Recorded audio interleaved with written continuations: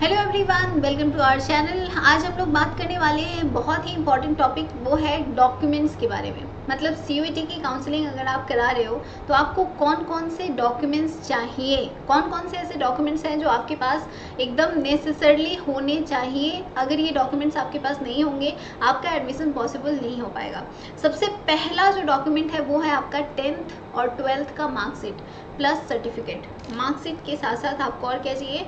Certificate, क्योंकि 12th की certificate अभी आप तक नहीं पहुंची होगी तो ये रिक्वायर्ड नहीं है, लेकिन 10th की सर्टिफिकेट आपके पास होना चाहिए। तो मार्कशीट प्लस सर्टिफिकेट आपके पास होना चाहिए, प्लस 12th का मार्कशीट, ये तो एकदम नेसेसरली आपके पास होना ही चाहिए।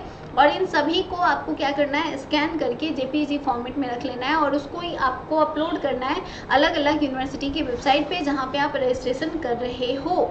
इसके अलावा सीयूईटी का एडमिट कार्ड चाहिए, सीयूईटी का स्कोर कार्ड चाहिए, एप्लीकेशन फॉर्म चाहिए।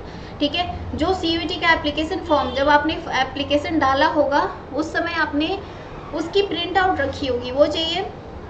स्कोर कार्ड जो आपने अभी अभी डाउनलोड किया है, और दूसरी चीज़ आपका एडमिट कार्ड जो आपने एग्ज़ाम देने वक्त डाउनलोड करके रखा होगा। तो ये सभी चीज़ें आपको चाहिए। इसके अलावा आपके पास ट्रांसफ़र सर्टिफिकेट, जहाँ से भी आपने 12th किया होगा वहाँ से आपको टीसी और सीसी लेना है, मतलब कैरेक्टर सर्टिफिकेट और ट्रांसफ़र सर्टिफिकेट, ये दोनों भी आपके पास होने चाहिए।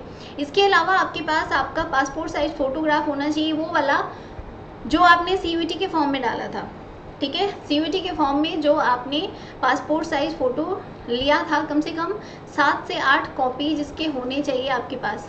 ठीक है, इसलिए क्योंकि आप पहले तो एडमिशन में दोगे, उसके बाद आप यूनिवर्सिटी जाओगे तो वहाँ आई कार्ड और भी बहुत सारे पेपर्स आपको भरने पड़ते हैं, उन सभी में आपको फ़ोटो पेस्ट करना होता है।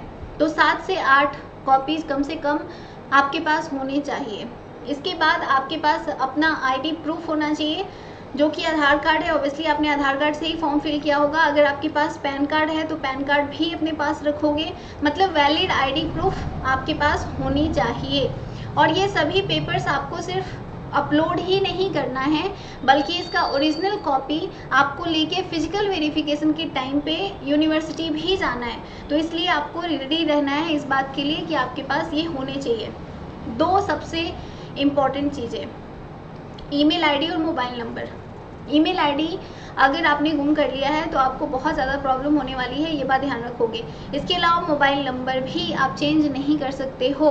तो ईमेल आईडी और मोबाइल नंबर आपके पास अपना होना चाहिए, लॉगिन होना चाहिए, और उसको आप हमेशा चेक करते रहोगे, क्योंकि एडमिशन के रिगार्डिंग जो भी नोटिफिकेशन आते हैं वो आपके मोबाइल नंबर पे या फिर ईमेल आईडी पे आएंगे। तो इसको आप बहुत अच्छे से ध्यान से संभाल के रखोगे।